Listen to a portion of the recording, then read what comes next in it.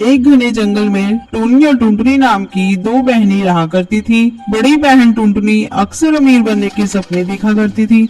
एक दिन, अरे टुनटुनी दीदी, तुम बैठकर क्या सोच रही हो? टुनी, मैं यही सोच रही हूँ, ये मीर पक्षी कितना अच्छा जीवन जीते हैं। इनके पास बड़े बड़े घोंसले, हवाई मोटर और महंगे महंगे कपड़े होते हैं पहनने को।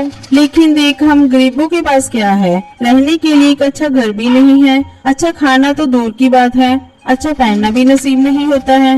लेकिन दीदी, मैंने तो ये सुना है जिसके पास जितना होता है उसके लिए उतना ही अच्छा होता है। फिर अमीरों के बारे में सोच सोच कर दुखी होने से क्या फायदा? अपने पास जो है बहुत है, ज्यादा सपने मत देखा करो दीदी। तू देखना टुनी, एक दिन मैं एक रईस पक्षी से शादी करूंगी, फिर मेरे पास वो सब कुछ होगा जिसे मैं चाहती हूँ।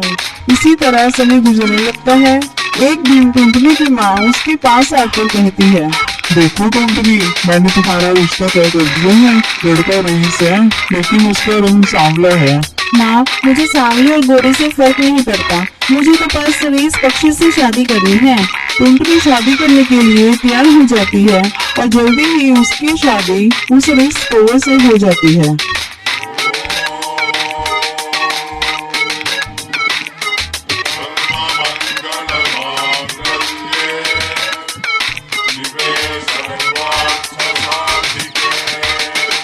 एक दिन टुनटुनी अपनी हवाई मोटर से अपने मायके आती है।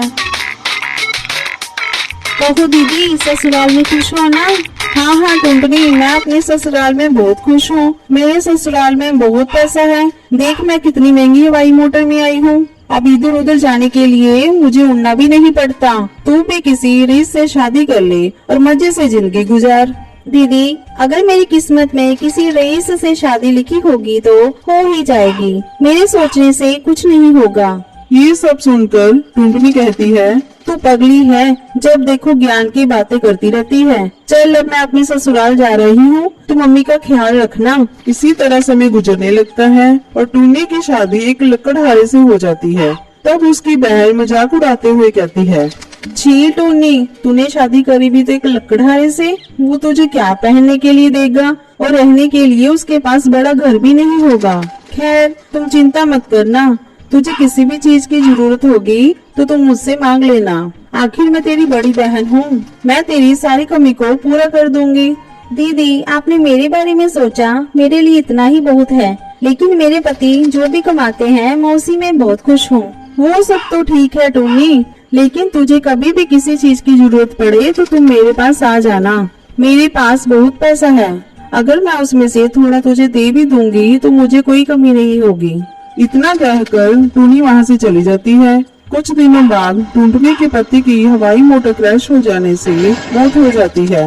तब टुनटुनी के ससुराल वाले उसे धक्का मारकर घर से बाहर निकाल देते हैं। टुनटुनी रोती रोती अपनी बहन के घर आ जाती है।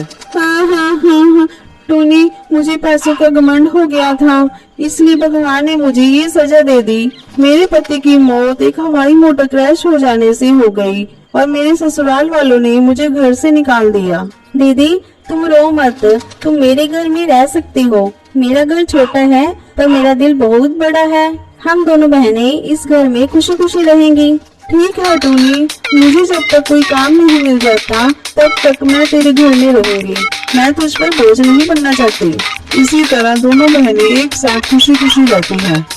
तो कैसी लगी आपको आज की कहानी? ऐसी ही और नई नई कहानियाँ देखने के लिए इस वीडियो को लाइक और मेरे चैनल को सब्सक्राइब करना ना भूलें।